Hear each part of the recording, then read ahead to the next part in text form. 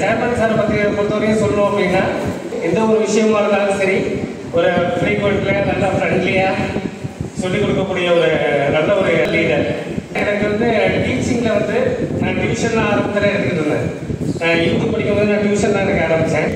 இருந்தாலும் எனக்கு காலேஜில் லெக்சர் பண்ணணுங்கிற ஒரு ஆசை இருந்துச்சு. அதுக்கு வந்து நிறைய பேர் சப்போர்ட் பண்ணாங்க. இப்போ திருப்பி 2015 நம்மளுடைய காலேஜில் வந்து திருப்பி ரீஎன்ட்ரி கொடுத்தேன். அந்த ஒரு வாய்ப்பில் வந்து இன்னைக்கு ஒரு ஒரு ஒரு 6 or 7 சென்டர் வெளியில் அமைச்சிருக்கேன்.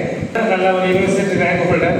அதே மாதிரி என்னுடைய கிளாஸஸும் வகையில் ஃபஸ்ட்டு அவங்களுக்கு என்ன தேவையோ அதை வந்து புரிஞ்சுக்கிட்டு அதுக்கு தகுந்த மாதிரி கிளாஸ் எடுப்பேன். அதனாலேயே நிறைய இன்ட்ரெஸ்டிங்காக கொண்டு போயிடுவேன்.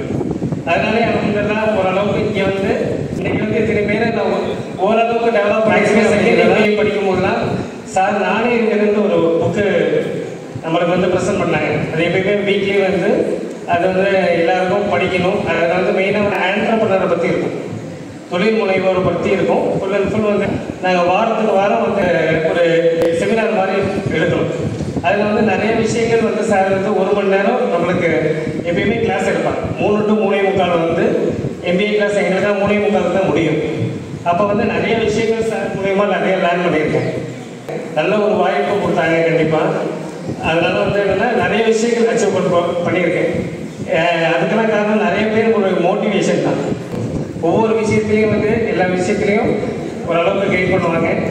அது பெரிய I am proud of you.